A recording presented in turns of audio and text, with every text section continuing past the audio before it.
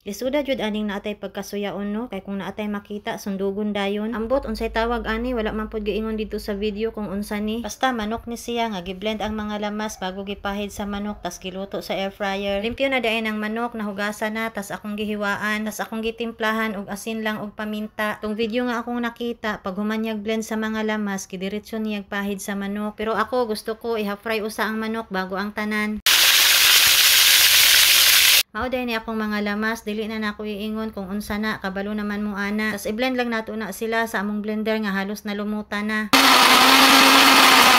Perting ligon na, tiguang pagod ni sa among bata. Sa kaligon lagi, makaingon lagi ka nga mas ligon pa sa inyong relasyon. Gibutangan po dahil nako nag-asin, paminta, magic sarap. Tas gibutangan po nako og kalamansi. Dili man jud importante nga sundugon nimo tong nakita nimo sa video. Ang importante naka-idea ka. Kay di ba lisod kaayo maghuna-huna kung unsa na puy sudanon. Sa kalisod lagi, usahay dili na lang gud ko mukaon. Tas tong nakita nako nga video, wala niya gipang butangan og gulay. Pero ako butangan nako og kaning maldita pa. Naadyo kay sariling version no, wala ni mo ginasunod. Aw, syempre dili man pud pwede nga ibargit hurot nimo. Suyaon na gani ka, gaya-gaya pa ka.